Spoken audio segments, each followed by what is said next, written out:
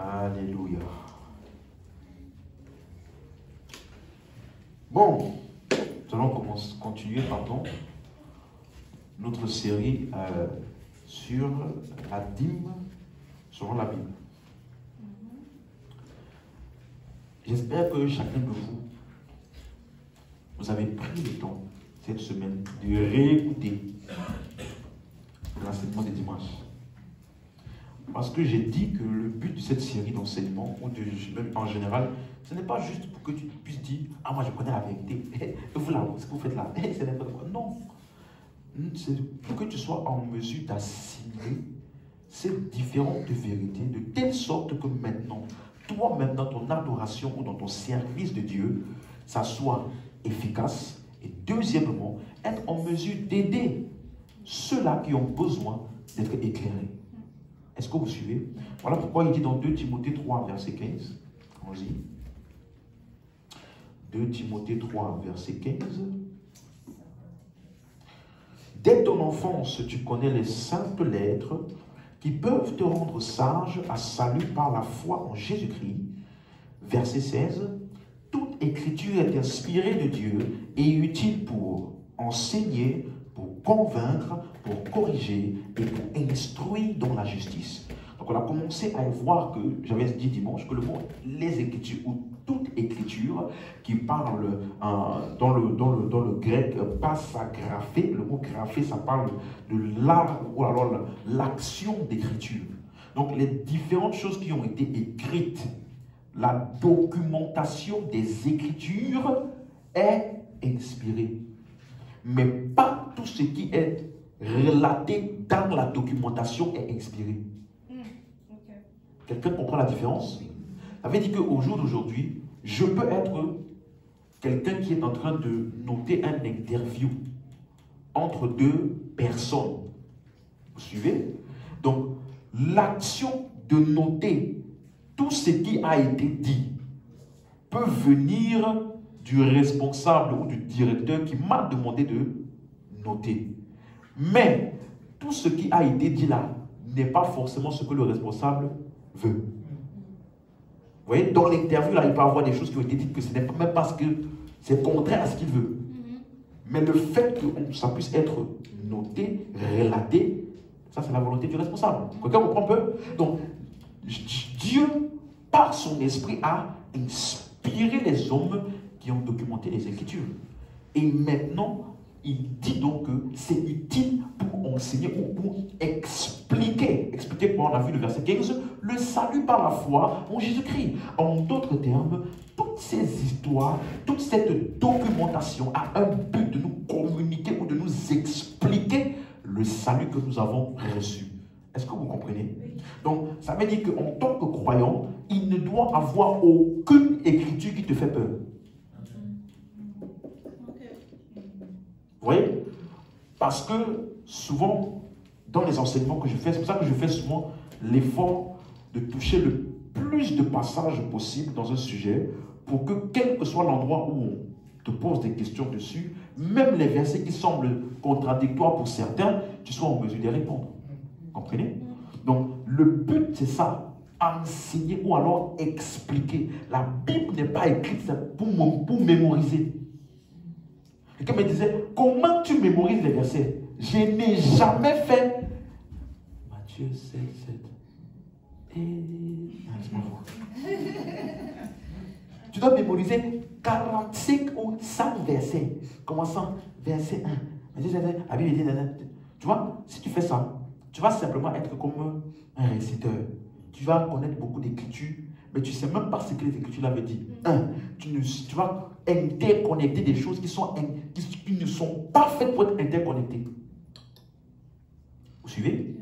Parce que une des choses aussi qui est dangereuse dans notre génération là, c'est que les gens, justement, par volonté d'innover, on va interconnecter des choses entre elles qui n'ont aucun lien l'une avec l'autre. Par exemple, la dîme d'Abraham et la dîme de Malachie. Hein? Il n'y a que lorsque tu étudies correctement que tu vas savoir que c'est deux choses différentes. Mais si tu veux simplement Ah, mais pourquoi ils parlent de la dîme, ils disent ceci de la dîme, ils disent cela de la dîme. Ah, c'est la loi, c'est la loi. Mais Abraham avait payé la dîme. Donc, tu vois, tu vas mentionner Abraham pour justifier le fait que tu veux faire ce que tu veux faire. Et non pas pour étudier. Quelqu'un comprend? Donc, réciter beaucoup de versets ne veut pas dire que tu comprends. D'ailleurs, tous les pharisiens, les docteurs de la loi, tu vois le mot même, docteur de la loi. C'est-à-dire, quand tu parles de la loi ou les livres de l'Ancien Testament là, ils sont assis dessus. Ils peuvent te donner à la virgule près. J'avais expliqué ici qu'à l'époque, il n'y avait pas imprimante. Donc, les gens que tu entends, les scribes là, tu sais ce qu'ils faisaient? Ils étaient les gens qui recopiaient la Bible. Ils recopiaient, ils recopiaient, ils recopiaient, ils recopiaient. Écriture après. Donc, ils connaissaient ça à la virgule près. C'est eux là, Jésus dit, vous sondez les Écritures. Parce que vous pensez avoir en elles la vie éternelle, mais ce sont elles qui rendent des témoignages de moi. Et après, il dit, vous ne voulez pas venir à moi pour avoir la vie. Donc, ils avaient les Écritures, ils sondaient les Écritures, mais ne venaient pas venir à Jésus. Donc, avoir les Écritures ne veut pas dire avoir Jésus. Avoir les Écritures ne veut pas dire connaître Jésus. Tu peux avoir les Écritures sans Jésus et tu es éloquent. Quelqu'un suit? Donc, tu vois, la Bible dit, j'ai beaucoup aimé cette histoire-là, j'ai lu ça encore récemment, que Apollos, hein, il était versé dans les Écritures, mais il ne connaissait que le baptême de Jean. Donc, dans tous les versets qu'il connaissait là, la seule compréhension, le niveau le plus élevé de la compréhension qu'il pouvait tirer des Écritures, c'était quoi? Le baptême de Jean. Et la Bible dit que Aquilas et Priscille, ils l'ont simplement entendu. Ils ont dit, viens. Et ils l'ont exposé plus précisément les Écritures. Tu me suis? Et c'est ça qui doit être ton partage et le mien. Tu dois être capable d'écouter 2 minutes de quelqu'un. Et tu l'as déjà jugé où il est. Amen. Donc, on est en train d'étudier, justement, parce que c'est un sujet, j'ai dit ça le dimanche dernier, qui n'est pas pertinent dans les Écritures. Dans la doctrine de Christ, la dîme, n'est pas pertinent. Même les apôtres qui ont, au début de leur marche chrétienne, ils ont pris une bonne partie de la loi pour emmener dans le Nouveau Testament. Ils n'ont pas pris la dîme.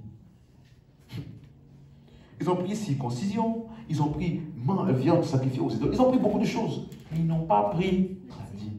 Pour te montrer que c'est des choses très banales dans la dîme.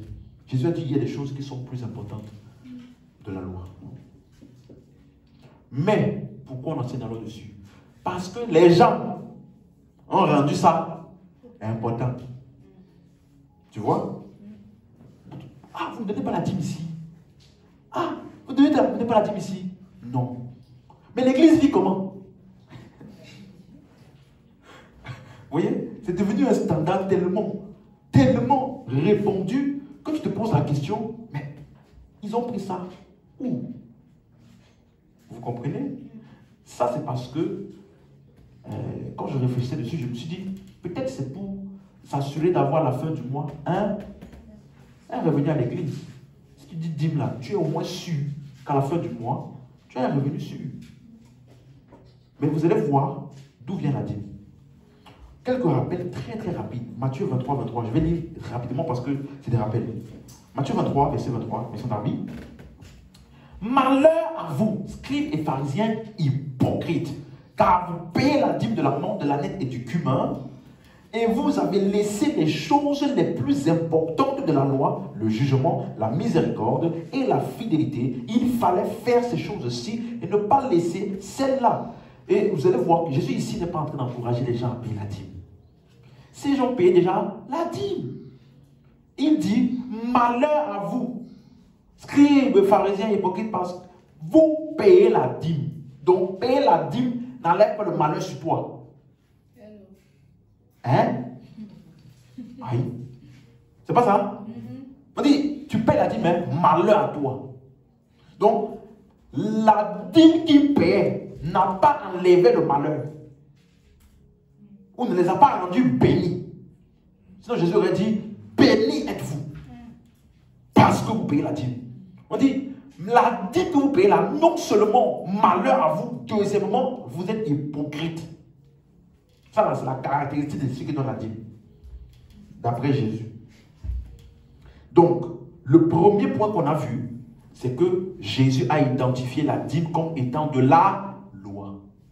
C'est clair? Ok. Maintenant, on a vu aussi Hébreux 7, verset 4, où on dit, considérez comment est grand celui auquel le patriarche Abraham donna la dîme du butin. Donc, Abraham aussi a donné la dîme. On suit? Or, la dîme que Abraham a donnée était avant la loi. Quelqu'un suit? Pourquoi commencer ça? Galates 3, verset 16 à 17. Or, les promesses ont été faites à Abraham et à sa postérité. Il n'a pas dit et aux postérités comme s'il s'agissait de plusieurs, mais en tant qu'il s'agit d'une seule et à ta postérité, c'est-à-dire à Christ. Verset 17. Voici ce que j'entends. Une disposition. Donc quand tu lis ce verset-là, tu vas comprendre que ce qu'il appelle la disposition ici, c'est la promesse qu'il a faite à Abraham. Donc la disposition là, que Dieu a confirmée antérieurement, ne peut pas être annulée. Et ainsi la promesse rendue vaine par la loi qui est survenue combien d'années? 430 ans. Donc ça veut dire que quand Abraham a donné la dîme ici, il n'y avait pas de loi. Tu es d'accord? Donc la dîme qu'Abraham a donnée n'a rien à voir avec la dîme dont Jésus parlait. Quelqu'un suit? Parce que Jésus a identifié la dîme comme étant de la loi. Et ce que Abraham a donné était avant la loi. Donc il ne parlait pas de la même chose.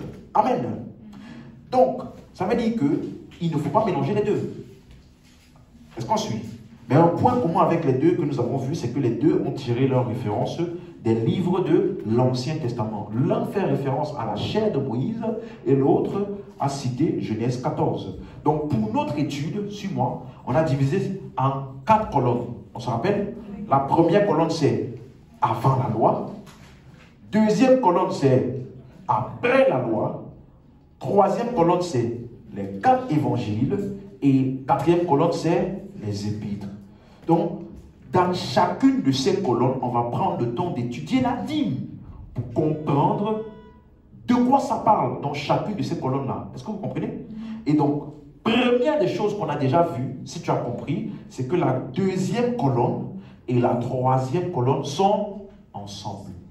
Parce que la dîme qui est dans les 4 évangiles, c'est la dîme qui a été mentionnée par Jésus. Et cette dîme-là est contenue où? Dans la loi. Donc, deuxième colonne et troisième colonne, c'est la même chose. C'est la même dîme. On suit? Et dans les épîtres, par contre, la dîme est mentionnée simplement dans un seul chapitre, Hébreux 7. Et ça parle de la dîme que Abraham a payée. Donc, colonne 1 et colonne 4 sont ensemble. Est-ce que c'est clair? Donc, ça veut dire que dans tout l'enseignement que je vais faire, je vais toucher 2 types de dîmes. Vous comprenez? J'ai commencé dimanche dernier à toucher le premier type, qui est la dîme de la loi. Vous comprenez? La prochaine session, je vais entrer un peu plus en profondeur dans la dîme de Abraham, qui est première colonne et quatrième colonne. Si tu suis, dis amen. Voilà. Donc, la première chose que nous avons donc vue de la deuxième et troisième colonne, c'est-à-dire la dîme de Jésus, que Jésus a parlé et qui était dans la loi. On a vu que la dîme était toujours tirée de la nourriture. Vous avez vu ça? Ce n'était jamais l'argent. On suit? Donc on va voir quelques versets très rapidement. Lévitique 27, verset 30. Toute dîme de la terre, soit des récoltes de la terre, soit du fruit des arbres, appartient à l'Éternel. C'est une chose consacrée à l'Éternel. Verset 32. Toute dîme du gros et de menu bétail, tout ce qui se passe sous la houlette sera une dîme consacrée à l'Éternel. Donc ici, on voit deux types de choses, les animaux et les fruits de la terre. C'était ça qui était la dîme de la loi. Jamais l'argent. Fruits de la terre ou alors gros et menu bétail. Deutéronome 12, 17. Regardez le verbe. Il y a un verbe qui est utilisé pour la dîme. La dîme, il dit, tu ne pourras pas manger dans tes portes la dîme de ton blé, ton mou, ton huile, les premiers de ton gros et de menu bétail, ni aucune de tes offrandes en accomplissement d'un vœu. Donc en fait, la dîme, c'est ce qu'on mange. Ce n'est pas de l'argent. C'est comestible. Quelqu'un comprend? Autre verset. Deutéronome 14, verset 22 à 26. Là encore, c'est très clair. Là, j'ai pris juste des versets assez pertinents pour ne pas perdre trop de temps. Tu lèveras la dîme de tout ce que produira ta semence et de ce que rapportera ton champ chaque année. Verset 23. Et tu mangeras devant l'Éternel ton Dieu dans le lieu qu'il aura choisi pour y faire résider son nom, la dîme de ton blé, ton mou, ton huile, les premiers-nés de ton gros et ton menu bétail, afin que tu apprennes à craindre toujours l'Éternel. Donc, vous voyez, la dîme ici, c'est mangeable dans un lieu. Ensuite, tout ça, c'est des rappels. Maintenant, verset 24. Peut-être, lorsque l'Éternel, ton Dieu, t'aura béni, le chemin sera trop long pour que tu puisses transporter ta dîme à cause de ton éloignement du lieu que l'Éternel aura choisi. Donc, qu'est-ce qu'il faut faire donc? Puisque la dîme là, ce n'est pas l'argent, la dîme est lourde. Vous suivez? Et puisque c'est pour un lieu précis, comme tu es éloigné, qu'est-ce que tu dois faire pour ne pas que ça te fatigue trop? Verset 25. Alors tu échangeras ta dîme contre de... Donc la dîme, ce n'est pas... Quelqu'un comprend ça? Tu vas échanger ta dîme contre l'argent. Donc la dîme, ce n'est pas l'argent. Tu ne peux pas échanger l'argent contre l'argent. Quelqu'un comprend? Donc, tu serreras cet argent dans ta main et tu iras au lieu que l'Éternel, ton Dieu, aura choisi. Et quand tu vas arriver là-bas avec l'argent, est-ce que tu offres l'argent? Verset 26. Qu'est-ce que tu fais? Là, tu achèteras avec l'argent tout ce que tu désireras. Des bœufs, des brebis, du vin, des liqueurs fortes, tout ce qui te fera plaisir. Et tu verras quoi? Tu... Donc, tu vois que tu achèteras avec ton argent tout ce qu'on peut manger. Parce que la dîme doit être mangée. Tant que c'est sous forme d'argent, ce n'est pas la dîme. Amen. Hein? Néhémie 10, verset 37. D'apporter au sacrificateur dans les chambres de la maison de notre Dieu les prémices de notre pâte, de nos offrandes, des fruits de tous les arbres, du mou, de l'huile. Tu livreras la dîme, de livrer la dîme au sol, de notre sol, pardon, aux Lévites,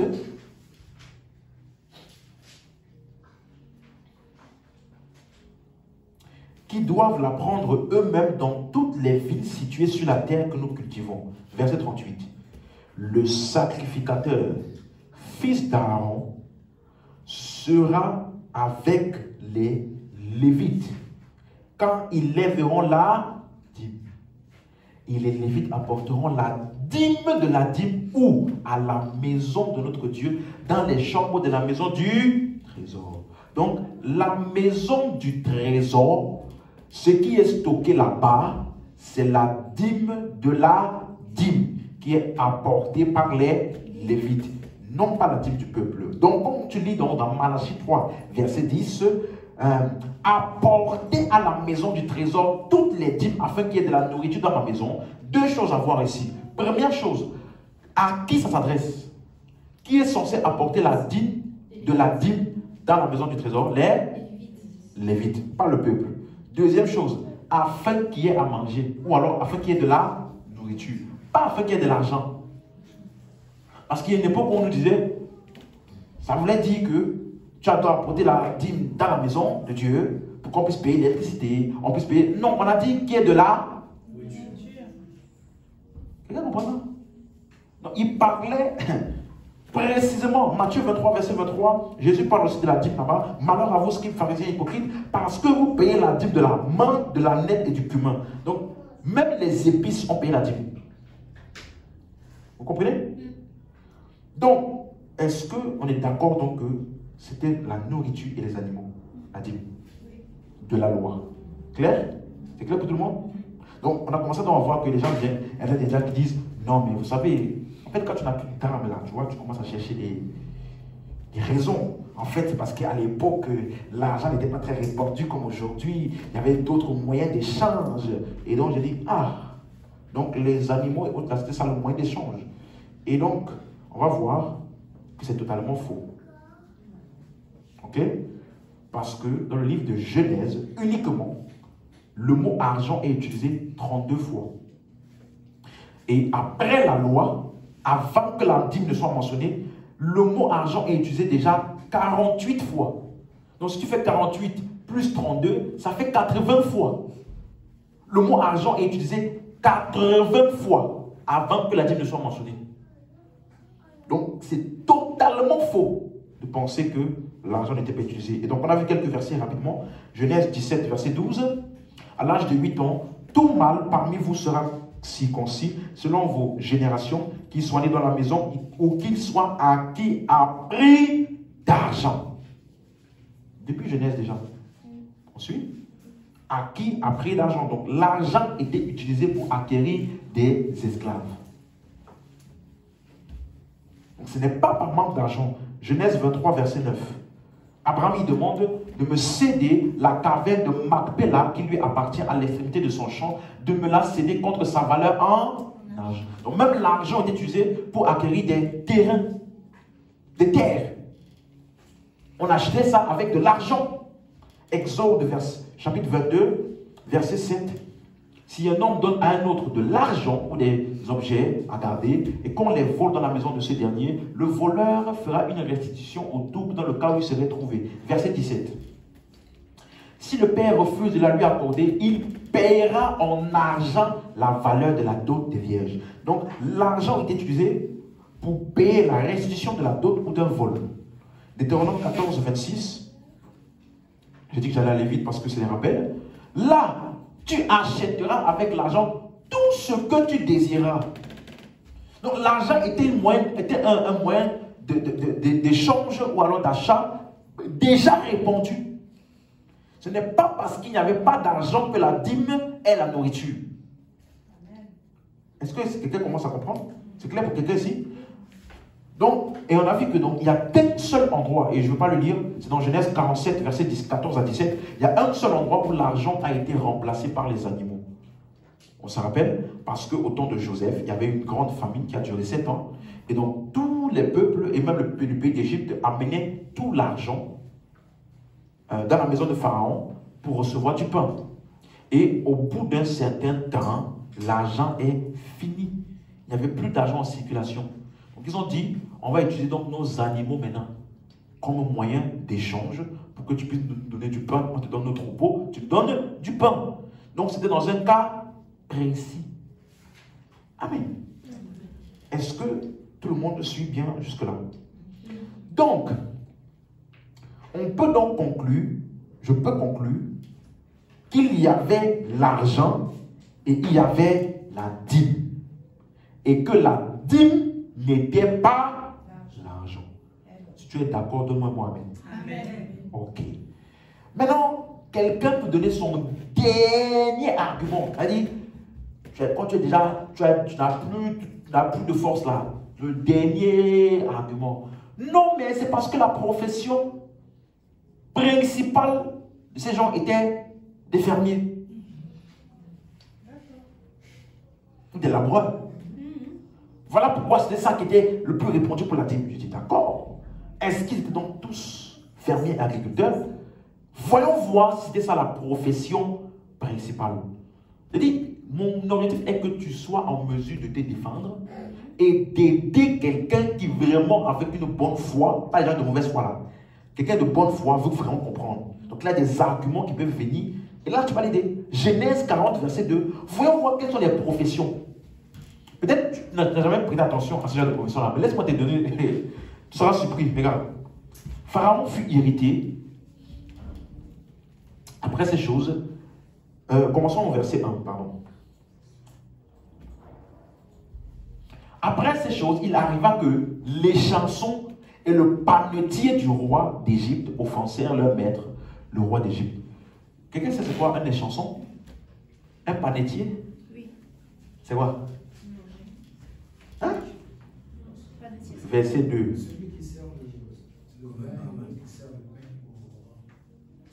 Ok. Pharaon fut irrité contre ces deux officiers, le chef des échansons et le chef des panetiers. Quelqu'un sait c'est quoi échanson? Ok. Pour nous là, hein, nous n'avons pas ce genre de langage. Second 21, s'il vous plaît. Oui, second 21, c'est quoi? Langage courant, n'est-ce pas? Un peu plus d'actualité. Donc il dit, le pharaon fut irrité contre ces deux officiers. Le premier c'est quoi? Le grand responsable des... Donc, elle dit qu'il y avait un gars là, il donnait des boissons. J'ai besoin d'un coca, il donne. Oh, j'ai besoin d'un whisky, bien chargé là, il donne. Vous voyez? Donc, il y avait des barman. Des barmen. Ça existait, hein? Depuis Genèse. Et le chef des... Donc, il y avait aussi des... Depuis Genèse là-bas, tu pensais qu'il n'y avait que des fermiers. Hey. Mais quelqu'un va dire, non mais c'était en Égypte. Jérémie 17.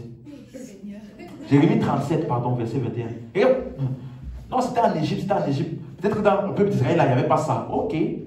Le roi Sédécias ordonna qu'on gardât Jérémie dans la cour de la prison. Donc Jérémie était en prison à Jérusalem. Et qu'on lui donna chaque jour un pain de la rue des...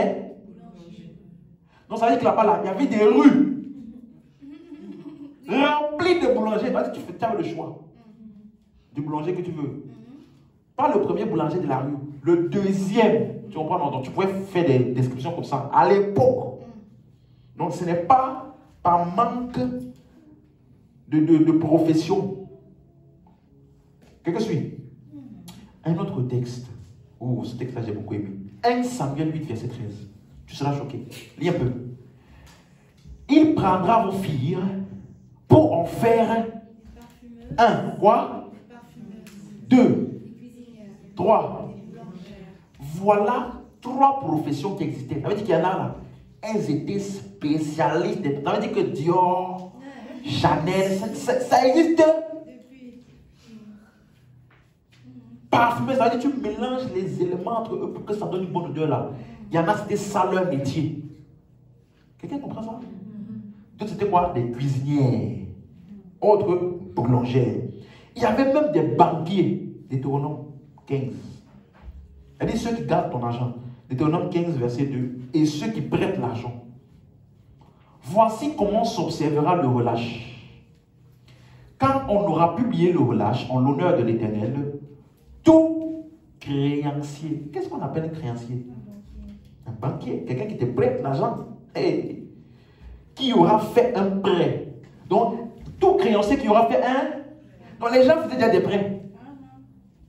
À l'époque, Jésus a même dit, attendez, on va lire après, à son prochain se relâchera de son droit, il ne pressera pas son prochain, son frère, pour le paiement de sa dette. Donc, les gens étaient endettés à l'époque. Si tu lis même l'histoire des rois, il y avait une femme qui a perdu son mari et les créanciers sont venus pour prendre ses 2 enfants.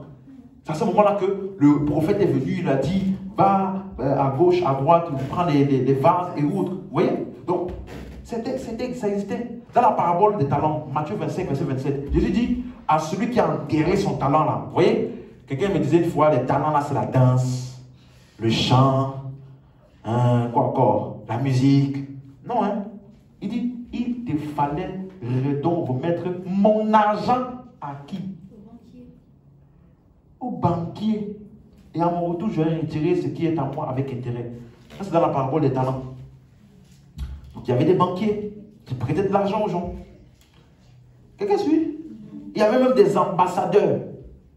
Elle dit, celui qui va dans un autre pays pour représenter le roi d'un pays. Dans un autre pays. 1 Roi chapitre 5 verset 1. Hiram, roi de Tyr, envoya ses serviteurs vers Salomon. Donc le roi de Tyr a envoyé des personnes vers Salomon, car il a pris qu'on l'avait oint pour roi à la place de son père, et il avait toujours aimé David. Donc il est parti, il a envoyé des gens vers Salomon, le nouveau roi, pour le représenter là-bas. Quelqu'un suit? Un autre, Luc 17, verset 7. Maintenant, là on va rentrer dans des passages un peu les 4 évangiles. Qui de vous, ayant un serviteur qui laboure, serviteur qui laboure, on l'appelle comment? Un agriculteur. Hein? Un agriculteur. Agriculteur. Ou qui paie les troupeaux, on l'appelle comment? Berger.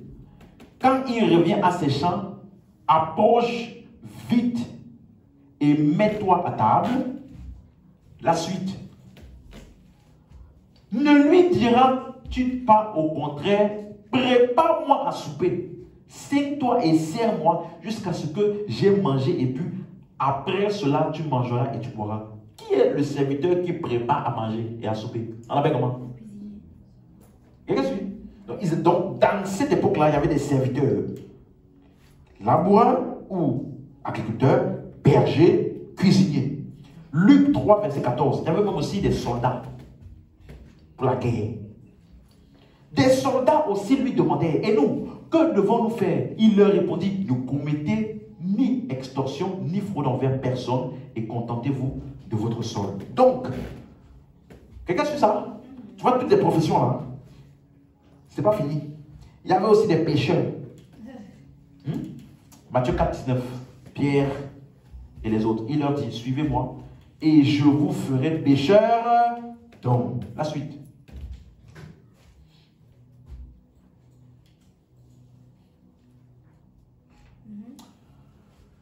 Ah non, verset 18, pardon.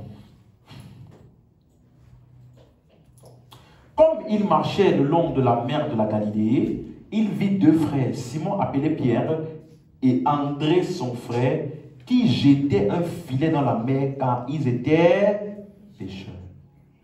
Donc il y a des gens dont la profession était pêcheur. Acte 18, verset 3. Et comme il avait le même métier, en parlant de Paul, il demeura chez eux et ils travaillaient. Ils étaient quoi? Hein? Faiseurs de tentes. Quelqu'un suit? Il y a des gens, leur travail c'était quoi? Faire des tentes. Faire des Tentes. Ok. Bon, on connaît ça. Il y avait des charpentiers. Ésaïe 44, verset 13. Le charpentier étend le cordeau, fait un tressé de crayon, façonne le bois avec un couteau et marque ses dimensions avec le compas. Il produit une figure d'homme, une belle forme humaine pour qu'elle habite dans une maison. Marc 6, verset 3, la même chose, en parlant de Jésus qui est parti dans sa patrie natale. N'est-ce pas le charpentier, fils de Marie, le frère de Jacques, de José, de Jude et de Simon? Et ses sœurs ne sont-elles pas ici parmi nous? Donc, il y avait beaucoup de métiers. Quelqu'un comprend ça? Il y avait des musiciens. Il y avait des esthéticiens. Quelqu'un comprend ça? Donc, ce n'est pas parce que il n'y avait que des fermiers que la dîme n'était pas de l'argent. Amen. Amen. Donc, pour résumer jusqu'ici, on a vu que la deuxième colonne et la troisième colonne, la dîme était de la nourriture. C'est clair? Tout le monde est d'accord avec ça? Donc, parce qu'on a vu que les deux colonnes-là sont ensemble. Revenons donc à Matthieu 23, verset 23. On va voir maintenant quelque chose aujourd'hui. Cette loi de la dîme là, suivez bien. Ici,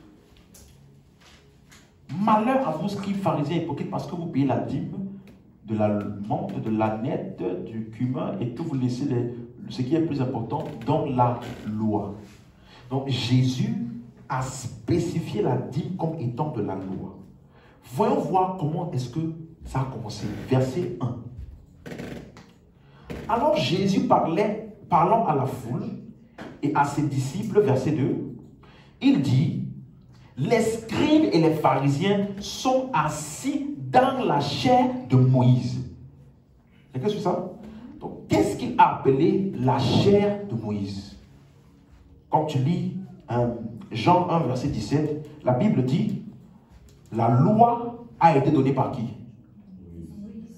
Et la grâce, la vérité sont venues par Jésus. En d'autres termes, ceux-là qui sont assis dans la chair ou sur la chair de Moïse, c'est ceux-là qui fonctionnent et qui dirigent le peuple par la loi de Moïse.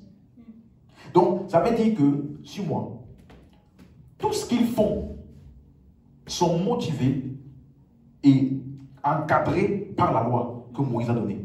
Vous suivez? Donc, et Jésus dit que parmi les choses de la loi, là, il y a la dîme dedans. Donc, si tu comprends la loi, pourquoi elle a été donnée, tu vas comprendre pourquoi la dîme de la loi. Quelqu'un comprend? En comprenant la loi, je comprends les constituants de la loi. Quelle était la motivation de Moïse pour donner la loi? Jésus a répondu à ça dans Matthieu 19, verset 3. Les pharisiens l'abordèrent et dirent, pour l'éprouver, est-il permis à un homme de répudier sa femme pour un motif quelconque? Alors, verset 4.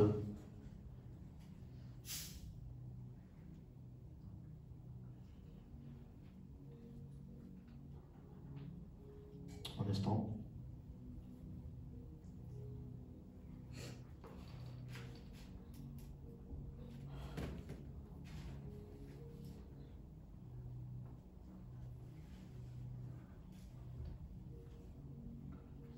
Ok. Verset 4. Il répondit, n'avez-vous pas lu que le Créateur au commencement fit l'homme et la femme, la suite, et qu'il dit, c'est pourquoi l'homme quittera son père et sa mère et s'attachera à sa femme, et les deux deviendront une seule chair. Ainsi, ils ne sont plus deux, mais ils sont une seule chair, que l'homme donc ne sépare pas ce que Dieu a joint.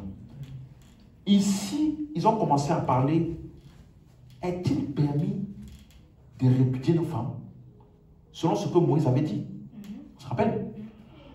Mais Jésus dit, l'homme quittera son père et sa mère. Et ça là, vous savez, c'est écrit où? Dans Genèse.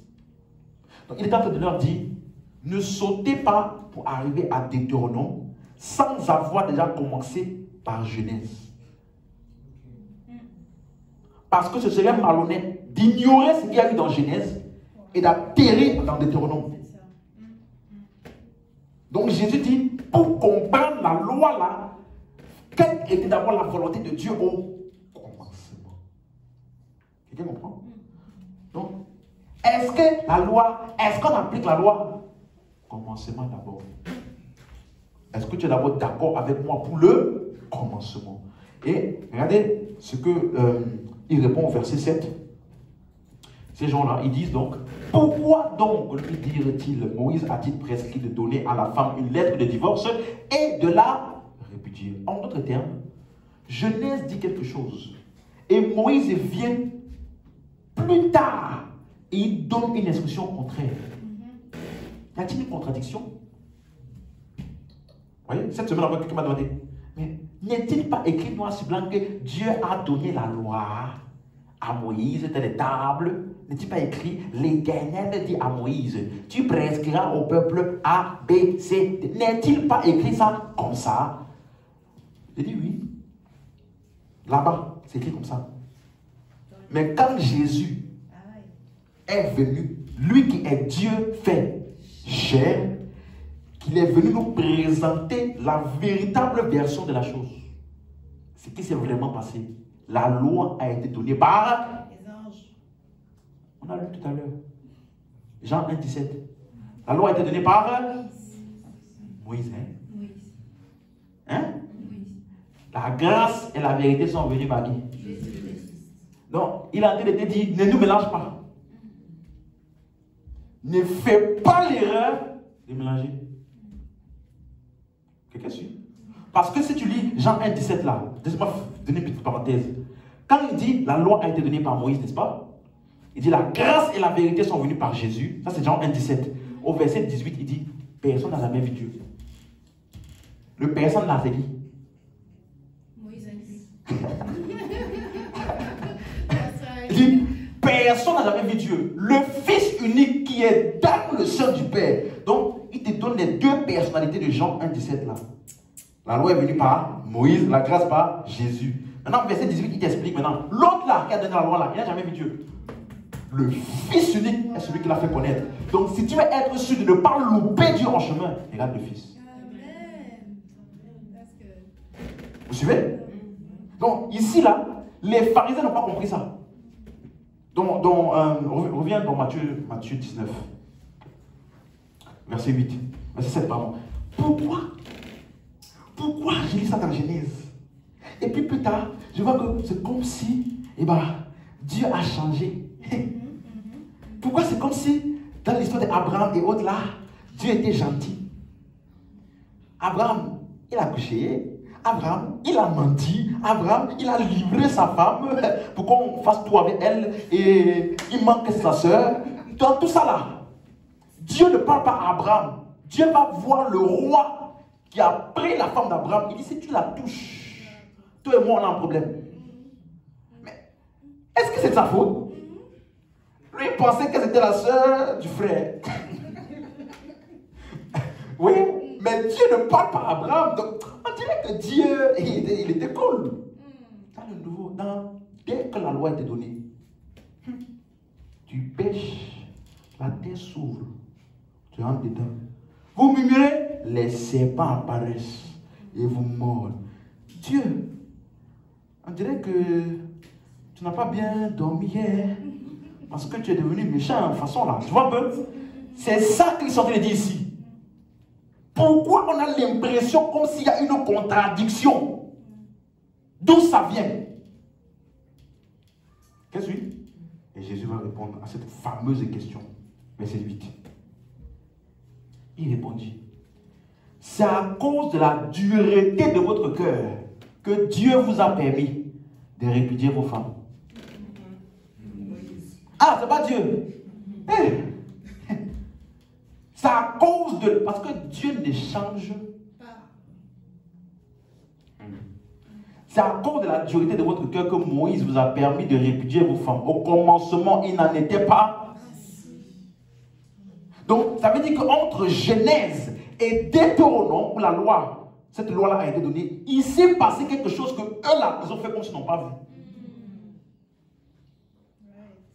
À cause de... Ça veut dire ceci, suis-moi. Aïe, aïe, aïe. Moïse a écrit ce qui était dans leur cœur. La loi, suis-moi, reflète l'état du cœur de celui qui n'est pas né de nouveau. Parce que tu ne peux pas, on ne peut pas dire tu as endurci ton cœur si tu n'as pas écouté une parole. L'endurcissement est la réaction du cœur à la parole de Dieu. Vous suivez? Donc, qu'est-ce que Moïse a fait? Moïse, la loi là reflète l'état du cœur d'un homme qui n'est pas né de nouveau. Voilà pourquoi c'est aussi appelé, cette loi là, on appelle aussi ça la loi du péché et de la mort.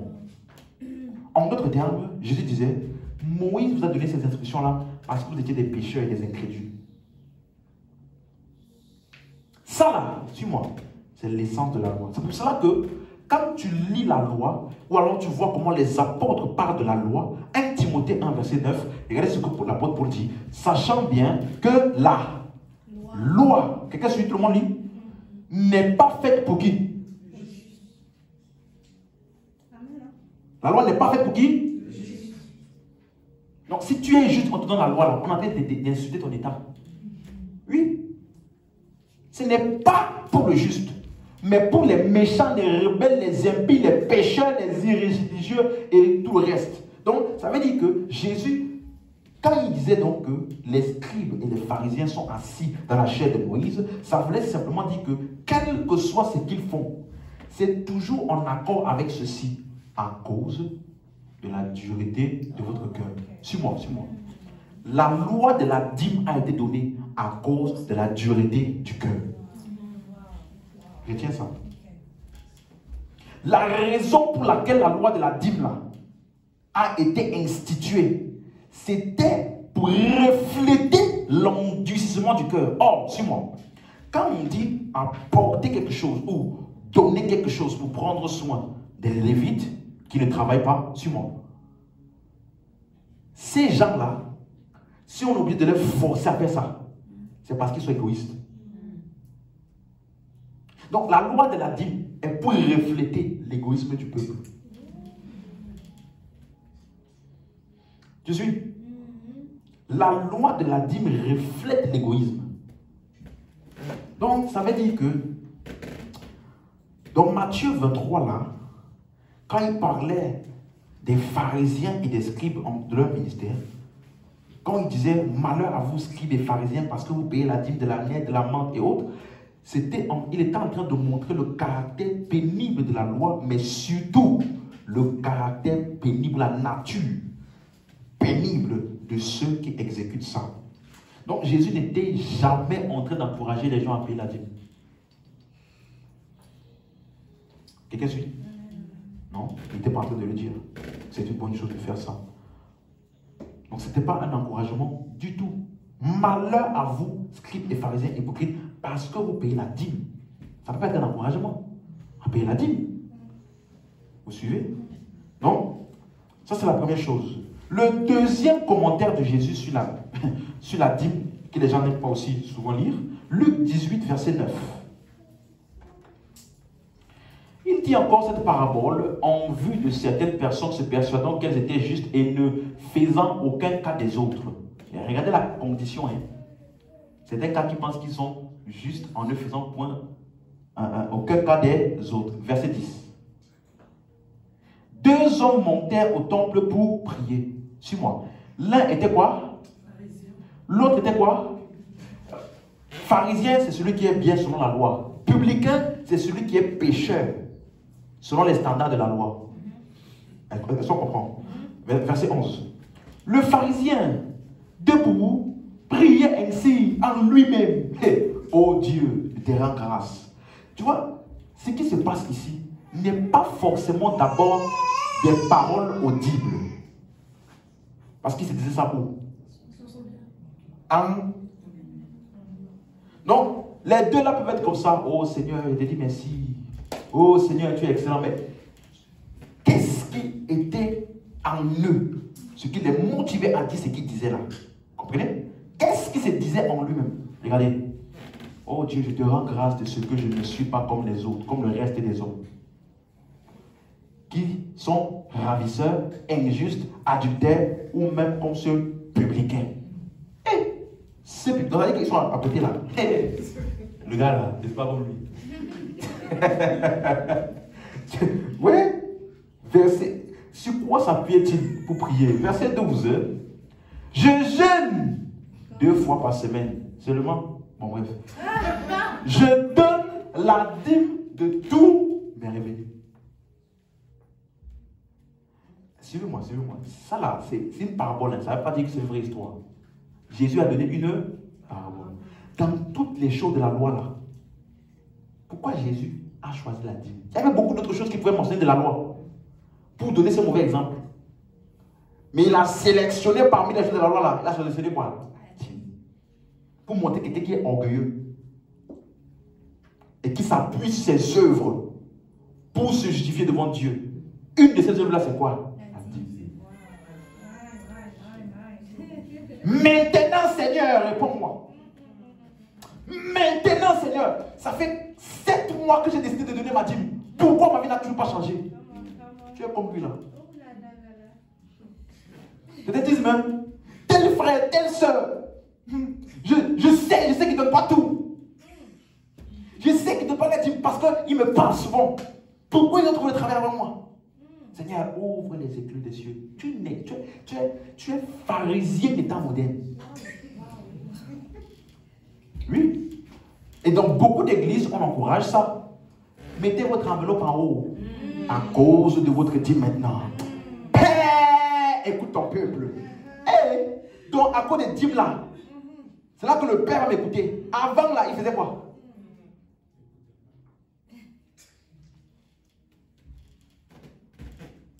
Suis-moi. Dans tout, il y avait beaucoup de choses dans la loi. Il y avait beaucoup d'ordonnances. Pourquoi il a choisi la dîme parmi dans sa parabole? Ça là, c'est juste pour que tu puisses réfléchir. Je donne la dîme. Je donne la dîme. C'est pas comme les autres là. Moi, dès que mon salaire vient, la première chose, Seigneur, tu es au centre, tu es le premier à qui je pense. Dès que tu donnes ma dîme là, je mets d'abord 10% de côté parce que tu es le premier. Maintenant, Seigneur, ouvre les écluses. Quelqu'un disait une fois, vous voyez à quel point ça peut détruire la conscience de l'œuvre de Christ. Quelqu'un disait, l'autorité que nous avons reçue de chasser les démons, là, tu peux chasser tous les démons, sauf un. Le dévorateur. Parce que lui là, Dieu lui-même a dit, je le réprimanderai. Basé sur quoi? T'as dit. Donc, dévorateur là, il est esquivé l'œuvre de la croix. Tu vois quand on dit ça, le peuple dit, c'est vrai que Dieu a dit que c'est lui-même. Parce qu'il dit, oh mon nom, vous chasserez les démons. Mais pour le dévorateur, Dieu a dit, vous verrez si je ne réprimanderai pas pour vous le dévorateur. J'ai dit, si tu savais même ce qu'ils appelaient dévorateurs. On dit des sauterelles qui viennent dévorer vos champs. C'était même pas un être spirituel. Oui, va lire Malachie, tu vas voir. Il va t'expliquer le dévorateur faisait quoi. Il venait dans les champs pour manger la récolte. C'est pas un être spirituel. Bon, bref. Eh Jésus. Quelqu'un comprend ça? Donc, malheur à vous. Il commence à citer des gens, un pharisien orgueilleux qui veut se justifier par les œuvres. Et il spécifie qu'une des œuvres là, c'est quoi? Payer la dîme. Regardez maintenant par contre le verset 13, le pharisien, le publicain. Le publicain, se tenant à distance, verset 13, n'osait même pas lever les yeux au ciel, mais il se frappait la poitrine en disant, oh Dieu, sois apaisé envers moi qui suis un pécheur. La version Louis II n'a pas bien traduit ce verset, soit apaisé, parce que c'est un verset, soit apaisé, c'est le mot grec ilaskomai. Ilaskomai. Ça veut dire expiation. Quelqu'un suit ça? Ça veut dire expiation. Donc, en d'autres termes, ça parle de pourvoir un sacrifice pour le péché.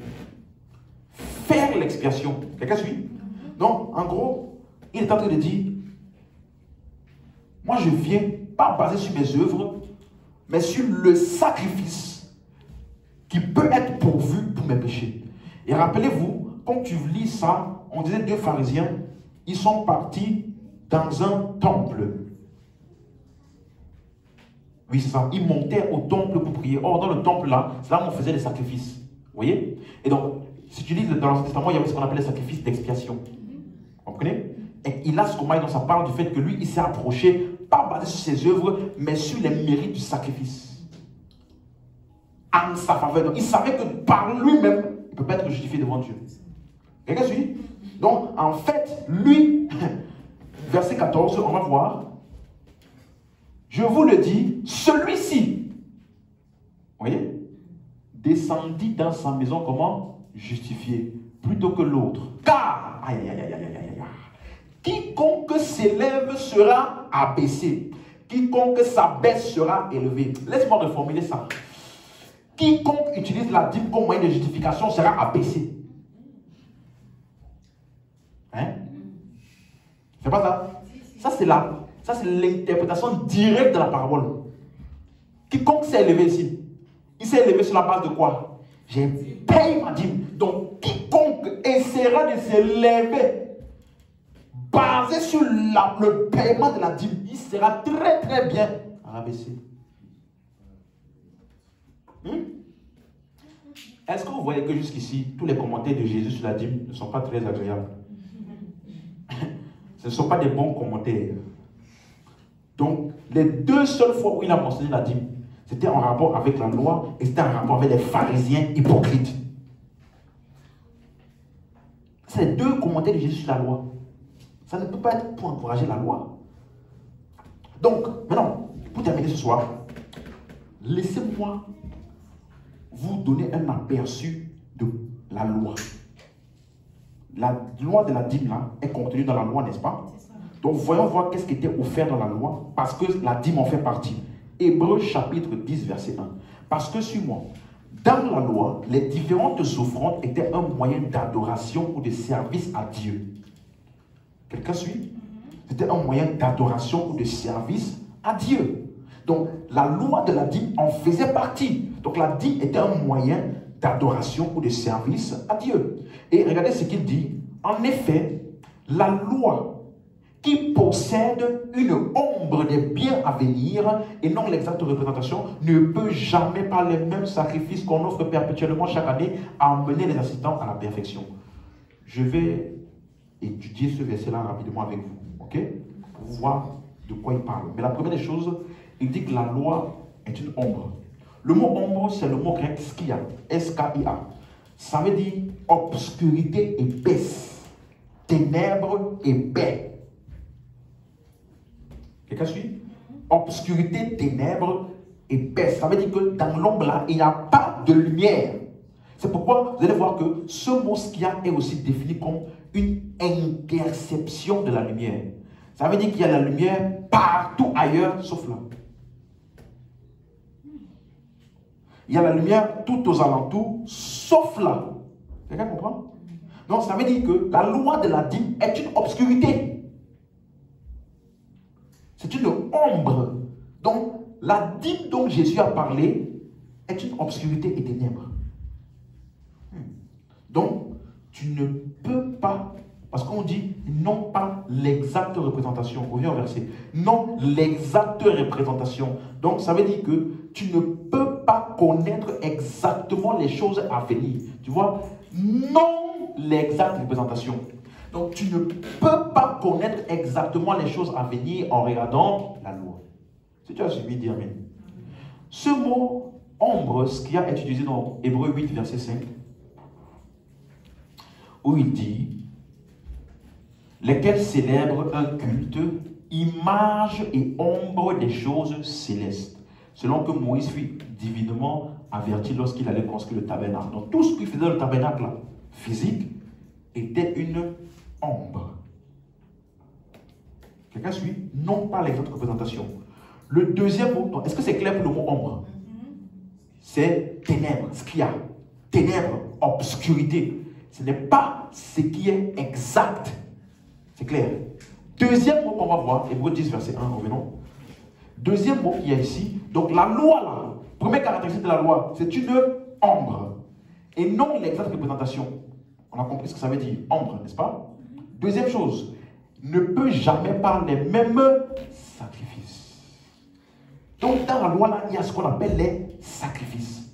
On va parcourir 4 versets rapidement. C'est le mot grec dousia. Vous allez voir comment est-ce que c'est habilement utilisé par l'auteur des Hébreux. Dousia. Hébreux 5, verset 1. En effet, tout souverain sacrificateur pris du milieu des hommes est établi pour les hommes dans le service de Dieu afin de présenter des offrandes et des sacrifices pour les péchés. Non, sacrifice. Dousia. Hébreux 7, verset 27. Qui n'a pas besoin, comme les souverains sacrificateurs, d'offrir chaque jour les sacrifices. Vous voyez, le sacrificateur offre des sacrifices. Même chose dans Hébreux 8, verset 3. Tout souverain sacrificateur est établi pour présenter des offrandes et des sacrifices. Donc, le souverain sacrificateur. Hébreux 9, verset 9. C'est une figure pour le temps actuel où l'on présente des offrandes et des sacrifices qui ne peuvent rendre parfait sous le rapport de la conscience celui qui rend ce culte. Note très bien ce verset. Parce que si tu lis les versets d'avant, il est en train de parler de le lieu saint, le lieu très saint, le tabernacle. Il te dit donc que tout ça là, c'était quoi? Une figure pour le temps actuel où l'on présente des offrandes et des sacrifices qui ne peuvent rendre parfait. Comme on dit, amener à la perfection ou rendre parfait, c'est en rapport avec quoi? Sous le rapport de la conscience. Celui qui rend ce culte. Est-ce que tu suis? Donc, ça veut dire que ça fait référence au sacrifice de la loi. Et on va voir plus tard que ça fait aussi référence par ricochet au sacrifice de Jésus. Donc, les sacrifices de la loi sont une ombre. Ce n'est pas la vraie chose. Ce sont les ténèbres ou alors, ce n'est pas ça la chose à venir. La chose à venir, là, c'est quoi? Le sacrifice de Jésus. Vous suivez? Et regardez comment le même mot touci a été utilisé depuis tout à l'heure par l'auteur de Hébreux. Vous voyez? Les sacrifices qu'on offre tout le temps, les sacrifices qu'on offre chaque année, les sacrifices souverains sacrificateurs. Quand il parle maintenant de Jésus, Hébreux 9, 23, c'est le même mot grec, hein? Mais regardez. Il était donc nécessaire, puisque les images des choses qui sont dans les cieux devaient être purifiées de cette manière, que les choses célestes elles-mêmes le fussent par des sacrifices, comment? Plus excellent. Sacrifices comment? Plus excellent. Et si tu lis bien le livre de Hébreux, le terme plus excellent, le terme mieux, le terme parfait, ça parle du fait que l'autre était l'ombre et celui-ci est la réalité. Donc, il t'explique que le sacrifice de Jésus est la réalité des ombres. Là. Le sacrifice là est plus excellent. Voilà pourquoi au verset 26, il te dit, on n'offre pas ça plusieurs fois. Verset 26. Autrement, suis-moi, il aurait fallu qu'il eût souffert plusieurs fois depuis la création du monde, tandis que maintenant, à la fin des siècles, il a paru une seule fois pour abolir le péché par son sacrifice. Là, il parle du sacrifice de Jésus. Hébreux 10, verset 1. C'est la même terminologie. En effet, la loi qui possède une ombre et non l'exacte représentation des choses ne peut jamais par les mêmes sacrifices. Quand il parle des sacrifices de la loi, il t'explique qu'on offre perpétuellement chaque année. Encore et encore. Ça, c'est le sacrifice de la loi. Suivez? Amener les assistants à la perfection. On a vu ça tout à l'heure, n'est-ce pas? C'est clair? Maintenant, le verset 5. C'est pourquoi Christ, entrant dans le monde, dit, tu n'as voulu ni sacrifice, ni offrande, mais tu m'as formé encore. Aïe, aïe, aïe, aïe. Donc Dieu n'a jamais voulu ce sacrifice-là. Est-ce que la dîme faisait partie des offrandes de la loi? Hein? Donc Dieu n'a jamais voulu ça.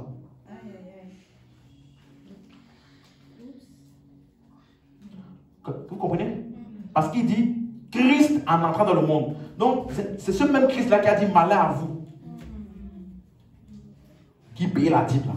Voilà, malheur à vous. Dieu n'a jamais voulu ces offrandes ni ces sacrifices-là. Voilà pourquoi il a formé un corps à Christ qui lui est le véritable sacrifice. La véritable offrande. Verset 8. Regardez ce qu'il dit. Verset 8. Après avoir dit d'abord, tu n'as voulu et tu n'as agréé ni sacrifice, ni offrande, ni holocauste, ni sacrifice pour le péché. Entre parenthèses, ce qu'on offre selon la... Donc, tout ce qui est offert dans la loi n'a jamais été la volonté de Dieu. Rappelez-vous, c'est à cause que Moïse vous a... Sinon, la volonté de Dieu était au...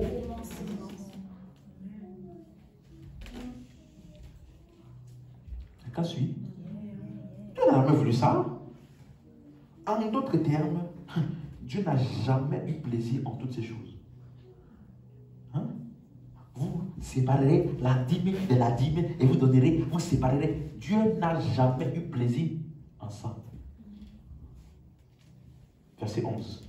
Regardez maintenant le contraste. Tandis que tout sacrificateur fait chaque jour le service et offre souvent les mêmes sacrifices qui ne peuvent jamais ôter le péché. Verset 12. Regardez maintenant. Lui, donc tout ce qui était fait dans l'ombre là, n'a jamais pu atteindre l'objectif. Mais lui, après avoir offert combien de sacrifices? Un seul. Pour le péché, s'est assis pour toujours à la droite de Dieu. Comme pour dire, terminé. Et qu'est-ce que c'est ça? Donc ça là, c'est ce qu'il a fait. Maintenant, verset 26. Donc le seul sacrifice qui compte, c'est le sacrifice de qui? Ok, verset 26. Si nous péchons volontairement après avoir reçu la connaissance de la vérité, il ne reste plus de sacrifice pour les péchés. On a déjà expliqué ça ici, n'est-ce pas? Donc, le péché ici, ça parle de ne pas croire à l'incrédulité. Donc, est-ce que vous êtes d'accord que l'auteur du livre d'Hébreux, il utilise les sacrifices et les offrandes pour ce que la loi offrait, qui était une ombre et qui est différent de ce que Jésus a offert, qui est la vérité et la réalité? Est-ce que tout le monde suit ça? Donc, il est en train de dire que toutes les offrandes physiques qui n'étaient qu'une ombre de la véritable offrande qui est Jésus. Donc, tu vois que ça fait tout son sens. Pourquoi le publicain là a été justifié? Parce qu'il a dit, il a skomai, pour voir l'expiation pour moi. Donc, il s'est appuyé sur un sacrifice et non pas sur ses œuvres. Voilà pourquoi il a été accepté. Parce qu'il a vu le salut, non pas dans ses œuvres, mais dans l'offrande de sacrifice pour le péché. Revenons dans Hébreux 10. Quelqu'un suit? Le troisième mot, c'est le mot offrir. Donc les mêmes sacrifices, on a vu le mot sacrifice, qu'on offre. Le mot offrir est aussi utilisé, c'est le mot grec prosphero. C'est utilisé 47 fois. C'est le même mot quand on dit apporter vos dîmes. Apporter. C'est le même mot. Donc, Hébreux 5, verset 1, c'est le même verset, donc je vais aller rapidement. En effet, tout souverain sacrificateur près du milieu des hommes est établi pour les hommes dans le service de Dieu afin de présenter, prospéro, de présenter des offrandes, des sacrifices pour le péché. Verset 3. Et c'est à cause de cette faiblesse qu'il doit offrir, prospéro, des sacrifices pour ses propres péchés. Hébreux 7, 27. Qui n'a pas besoin, comme les souverains sacrificateurs, d'offrir chaque jour, prospéro, des sacrifices, d'abord pour ses propres péchés, ensuite pour ceux du peuple, car ceci, il l'a fait une fois pour toutes, suis-moi, en s'offrant lui-même. Donc, Jésus lui-même est l'offrande. Ça, c'est l'offrande que Dieu agrée. Pas ton 10% que tu appelles dîme. Hébreux 8, verset 3. Tout souverain sacrificateur établi pour présenter des offrandes, prospéro, et des sacrifices, d'où il est nécessaire que celui-ci ait aussi quelque chose à présenter. Hébreux 9, 27. Et ce n'est pas pour s'offrir lui-même plusieurs fois qu'il y est entré comme le souverain sacrificateur entre chaque année dans le sanctuaire avec du sang étranger. Maintenant, un verset pertinent pour nous. Hébreux 13, verset 15. Regardez. Par lui, prospéro. C'est maintenant utilisé pour nous, n'est-ce pas? Offrons sans cesse à Dieu quoi? Un sacrifice de quoi? Ah, ce n'est pas un sacrifice par moi. Sacrifice de? C'est-à-dire le qui confesse. Donc, ça veut dire qu'en termes d'offrande sur moi, nous n'offrons rien à Dieu. La seule chose que nous offrons, c'est un sacrifice de louange qui est le fruit de nos lèvres, confessant son nom. Donc, tous les dons et les offrandes de l'Ancien Testament ont été enlevés et remplacés par l'offrande sacrificielle de Jésus. En conséquence, nous, aujourd'hui, qu'est-ce qu'on offre? Merci Seigneur pour le sacrifice de Jésus. en réalité, suis-moi, en réalité, nous aujourd'hui, on dit simplement merci pour le sacrifice que tu as fait. Indépendamment des circonstances dans lesquelles nous nous trouvons. Voilà ce qui émane de nous vers Dieu. Quelqu'un suit? Donc on dit, oui, je te célèbre et je me prosterne. Je veux proclamer ta majesté. Ça là, c'est ce que nous on offre à Dieu. Parce qu'on reconnaît ce que lui, il a fait. C'est ça qu'on offre à Dieu. Amen. Amen. Revenons, Hébreux 10. Un autre mot. Verset 2 maintenant. Donc les sacrifices, il ne faut pas les amener à la perfection. Autrement, n'aurait-on pas cessé de les offrir? Parce que, suis-moi maintenant, ceux qui rendent ce culte.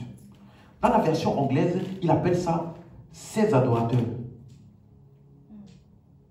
Vous voyez qu'on doit redéfinir notre définition du mot adorateur.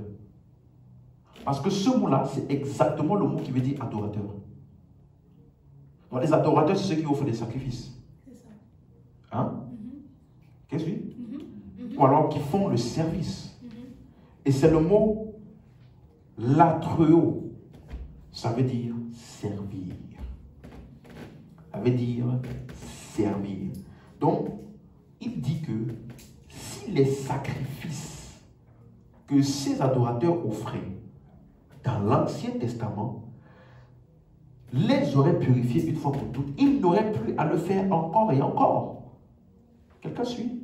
Alors voilà ce mot servir là, ou rendre culte, ou latreo. Hébreux 9, verset 9. C'est une figure pour le temps actuel où l'homme présente des offrandes et des sacrifices qui ne peuvent rendre parfait sous le rapport de la conscience qui, ceux qui rendent ce culte, latreo. Donc ça veut dire que le service qu'ils faisaient, ce qu'ils offraient comme offrandes et sacrifices, ne pouvait pas les rendre parfaits au niveau de la conscience. Donc ils faisaient ça, mais n'étaient pas amenés à la perfection par les offrandes et sacrifices qu'ils faisaient. Quelqu'un suit? Mais regardez le verset 14, le contraste entre ce que on appelle ces adorateurs-là et ce qu'on appelle les vrais adorateurs. C'est qui? Combien plus, suis-moi, le sang de Christ, qui par un esprit éternel s'est offert lui-même, sans tâche à Dieu, purifiera-t-il votre... Ou alors vous amènera à la perfection. Ensuite, votre conscience des œuvres mortes, afin que vous fassiez quoi? Latreo. Donc les véritables adorateurs, c'est qui? Ceux-là qui servent basés sur l'offrande de Christ.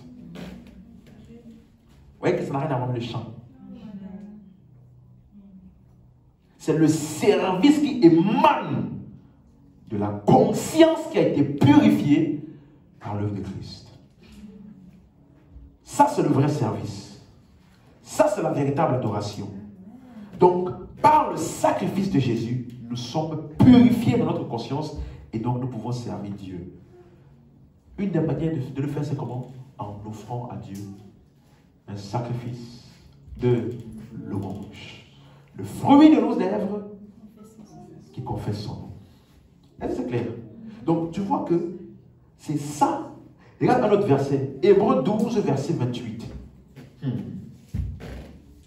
Hébreux 12, verset 28. J'ai expliqué ce verset-là en détail dans la série La doctrine du salut. Mais regardez. C'est pourquoi recevons un royaume inébranlable. Montrons notre reconnaissance. Montrons notre... En rendant à Dieu un culte qui lui soit avec piété et avec crainte. Vous voyez? Rendons culte, latreo. Rendant à Dieu un culte. Offrons une adoration. Donc la version d'Arbi dit, servons Dieu d'une manière qui lui soit agréable. Donc, notre service aujourd'hui n'est pas pour satisfaire Dieu. Notre service aujourd'hui est la conséquence de ce que Christ a fait, a satisfait Dieu pour nous et donc par reconnaissance envers Dieu, nous le servons. Quelqu'un arrive à suivre? Donc, c'est pour cela que tu vois que la source de notre service, c'est notre reconnaissance envers Dieu. Pourquoi? Il nous a donné un royaume inébranlable. Suis-moi. Le verset d'après là, n'est pas pour effrayer les chrétiens. Verset 29. Car, donc le car là, vient d'où? Ce qu'il a expliqué, notre Dieu est aussi quoi? Quelqu'un disait, oh Dieu, il a fait feu. Mais le feu dévorant là a dévoré quoi? Dieu est un feu dévorable. Oui, voilà pourquoi nous sommes reconnaissants. Il a consumé et dévoré la loi, l'Ancien Testament, et nous a offert le royaume inébranlable par lequel, en reconnaissance, nous le servons. Donc, en réalité, qu'est-ce qu'il a dévoré? L'Ancien Testament. La loi, les œuvres, les sacrifices qui ne pouvaient pas nous amener à la perfection. Il a dévoré tout ça là. Et par l'œuvre de Christ, il a établi le royaume inébranlable. Basé sur ça, qu'est-ce que nous faisons? Nous le servons. Hébreux 13, verset 10. Quelqu'un suit? Hébreux 13, verset 10. Nous avons un autel dont ceux qui font le service, l'atrio, au tabernacle, n'ont pas le pouvoir de manger. Ainsi donc, quelqu'un suit?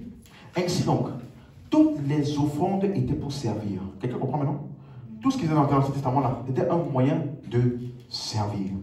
Mais maintenant, nous, notre conscience a été purifiée. On ne fait rien pour être parfait. Au contraire, il nous a amenés à la perfection afin que nous, maintenant, qu'est-ce qu'on fait? On le sert. Nous offrons un sacrifice de louange. Est-ce que c'est clair?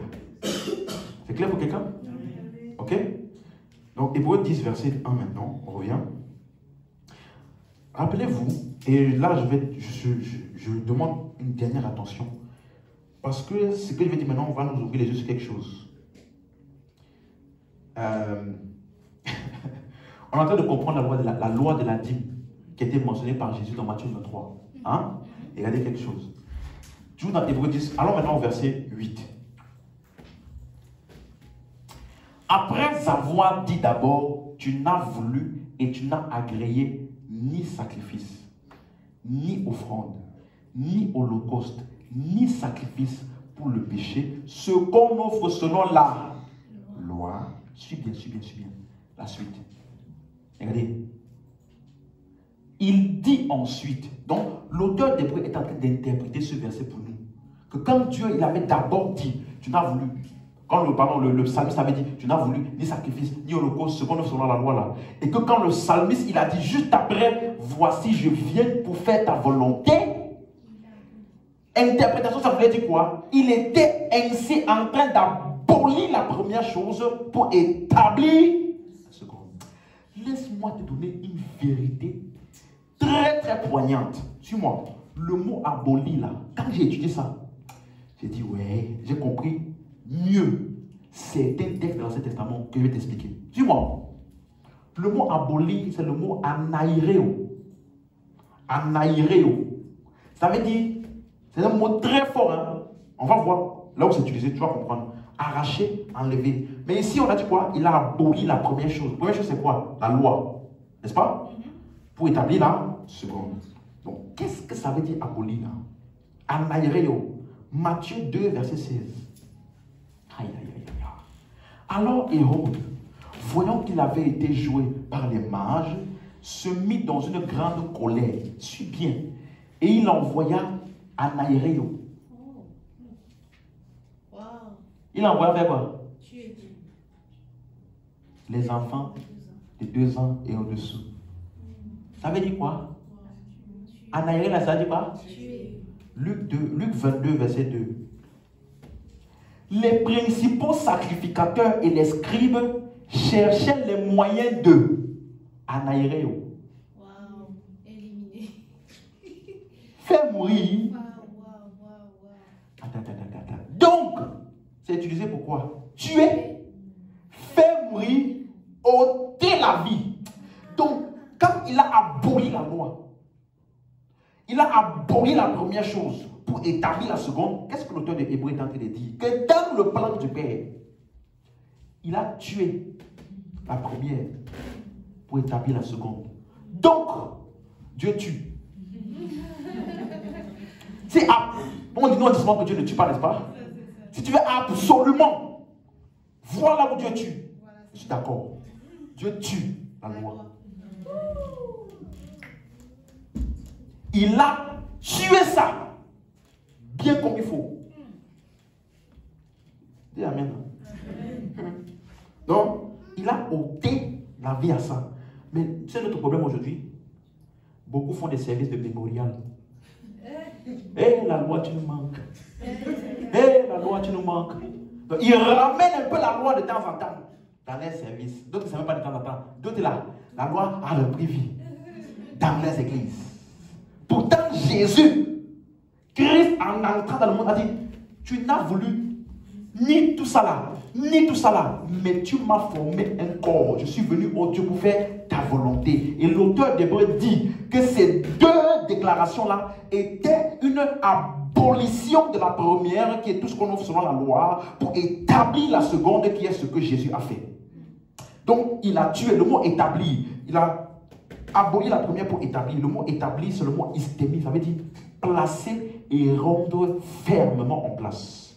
Donc, il a tué l'un, il a mis l'autre en place fermement. Ouh. Donc, qu'est-ce qu'il est en train de nous expliquer? Les deux ne peuvent pas coexister ensemble. Conclusion, voici ce que je peux dire. Tu ne peux donc pas enseigner la loi de la dîme comme offrande. Car en le faisant, tu es en train d'essayer de ramener ce qui a été tué et qui est mort. Dis à ton voisin, la loi de la dîme est morte.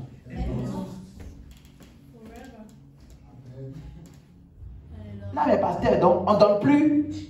Attends la fin de la série. Mais en tout cas, quiconque vous amène Malachie, pour vous menacer et vous parler de la dîme, emmenez-le à Apocalypse 22, le lac de feu.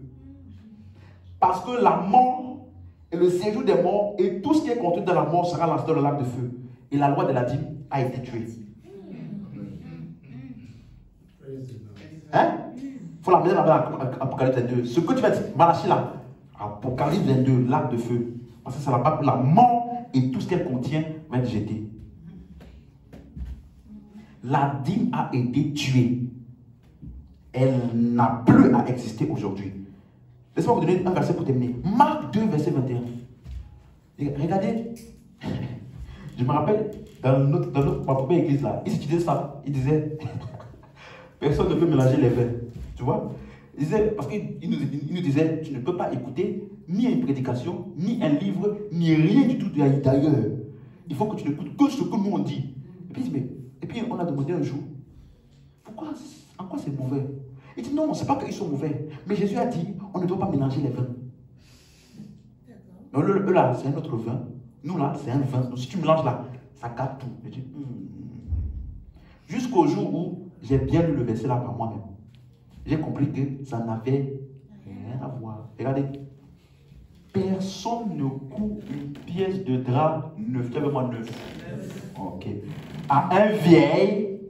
Donc il y a le vieux, il y a le neuf. Il y a le vieux, il y a le nouveau. Il y a l'ancien, il y a le nouveau. Tu commences à comprendre? Autrement, la pièce de drap neuf emporterait une partie du vieux et la déchirure serait... Donc à chaque fois que tu essaies d'utiliser l'Ancien Testament et le Nouveau Testament ensemble, rappelez-vous, je ne parle pas des livres.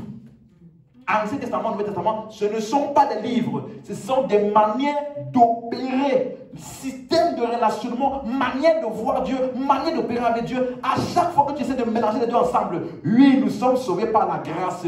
Dieu t'aime tel que tu es, mais sanctifie-toi tous les jours parce que sinon tu vas perdre ce que tu as reçu là. Tu es en train de mélanger le vieux et le neuf. Et la Bible dit que ça sera toujours pire. Suis-moi. Ça là, c'est le vrai défi qu'on a aujourd'hui dans le corps de Christ. Mélanger la grâce et la loi. La grâce de Dieu et les œuvres de la loi. La foi et les œuvres. Tu comprends? Ce que Christ a fait et ce que Moïse a donné, beaucoup veulent mélanger. Et chaque fois que ça arrive, ça produit toujours une mauvaise vie chrétienne.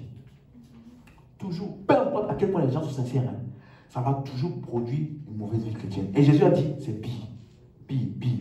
Ça veut dire que, suis-moi, dans la mentalité de Dieu, mieux même, tu ne connais que la loi. Que de connaître la grâce et puis tu fais la loi plus la grâce. Pour Dieu là, c'est pire que de connaître uniquement la loi.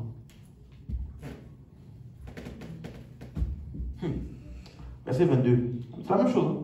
Personne ne met du vin nouveau dans de vieilles outres. Mais il faut mettre le vin nouveau dans des outres neuves. Donc c'est un mauvais mélange qui ne doit jamais être fait. Est-ce qu'on suit? Chaque fois que les gens font ça, ça va toujours empirer l'état des croyants. Quand tu vois un gars comme Pierre, c'est un gars qui a connu Jésus, mais tu voyais qu'il avait encore une mentalité de la loi qui l'accompagnait un peu de temps en temps. Hein? Jésus, lui, il voit une femme en flagrant d'identité. Il donne une parole pour enlever tous les accusateurs là. Et puis il dit, va. Il dit, je ne te condamne pas. Va et ne pêche plus. Les disciples, ils étaient là. Donc ils savaient que Jésus fonctionnait par la grâce. Mais, un gars comme Pierre, première instance, dans Matthieu 16, verset 23, où Jésus se retourna et dit à Pierre, arrête de moi Satan, tu mets en scandale car tes pensées ne sont pas les pensées de Dieu, mais celles des hommes. Pourquoi? Parce qu'il n'avait pas compris l'œuvre de la croix. Il voulait empêcher Jésus. Jésus a parlé de sa mort et Pierre, il a réprimandé Jésus. Aucune maîtrise de soi. Hein? Un soldat est venu pour récupérer Jésus. Pierre avait quoi? Fia! Ouais. Parce que, si moi, Jésus, il a dû guérir le gars. Le même Pierre là, il a encore régné Jésus comme tu vois là. Tu vois? Après même qu'il ait reçu le Saint-Esprit, il y a encore des résidus de la loi. Ananias et Saphira, ils viennent. Ils n'ont pas donné tout. Ils sont quoi? Morts. Est-ce qu'ils étaient des chrétiens? Laisse-moi te dire, on ne le saura jamais vraiment. C'est ça que la loi fait. Confusion. Est-ce que Ananias et Saphira étaient vraiment des chrétiens? On ne sait pas. Mais en tout cas, ils n'ont pas tout donné. Mais dis-moi, entre nous, qu'est-ce qui était vraiment terrible dans ce qu'ils ont fait? Ils n'ont pas tout donné. Non, attends. Ce qu'ils ont fait là, suis-moi. Pierre a inventé un péché qui n'est nulle part dans la Bible, même pas au temps de Moïse. Hein? Il dit, comment ça t'a rempli ton cœur pour que tu puisses mentir au Saint-Esprit? Tu as déjà vu cette expression quelque part dans la Bible? Hein? Parce qu'en fait, qui était vraiment offensé? C'est Pierre. Hein? Qui était vraiment offensé? C'est comme Samuel. Lorsque Saül, il a péché, et puis Samuel a commencé à pleurer. Il pleurait, Seigneur, non, pardon, quand le peuple d'Israël a dit, on veut un roi comme les autres nations. Samuel est parti pour pleurer. Eh Seigneur, ils t'ont délaissé. Dieu dit, frère, tu pleures à ma place, c'est toi qu'ils ont rejeté ou c'est moi? Tu vois? Donc, lui là, il a essayé de faire ce qu'il pensait que Dieu devait faire, mais que Dieu n'a pas fait. Il dit, ok, moi-même là, je vais gérer ton cas. Pah, meurs. Quelqu'un comprend ça? Quand tu as la mentalité, c'est toujours pire. Toujours pire. Et ensuite, dans Acte 5, verset 11, quelle était la conséquence? Parce que ça là que Pierre a fait, beaucoup d'hommes de Dieu aujourd'hui, ils font ça et ils se vantent. Moi, il ne faut pas me blaguer. J'ai déjà, dans mon ministère, j'ai déjà tué 40 sorcières. J'ai déjà tué. Il dit ça à la chair. Normalement, on devait l'arrêter. On va l'amener en prison. Il dit, moi là, je reste calme. Mais si tu me cherches, mon autorité et mon onction va te frapper et tu vas mourir. Non, n'essaye même pas de venir contre moi. Donc tu es mieux que Jésus, quoi. Ben, ceux qui sont venus contre Jésus, Jésus ne les a pas tués. Il a dit, Père, pardon. Et c'est l'autorité du même Jésus là. Que toi tu dis, fire! Dites avec moi, au nom de Jésus, tous ceux qui sont contre ma vie, tombez-moi, tombez-moi. Et puis tu vois l'église là, c'est les prières que l'église, ils tombent, ils sautent, Et ça on disait, dites avec moi, au nom de Jésus, tous ceux qui m'en veulent, tous mes ennemis, je vous pardonne. Jésus a dit, oh, aimez vos ennemis. Priez pour vos malfaiteurs. Un homme de Dieu malhonnête avait dit, bon, pas malhonnête, pardon. Un homme de Dieu avait dit, Jésus a dit de prier pour vos ennemis, mais il n'a pas donné le sujet de prière.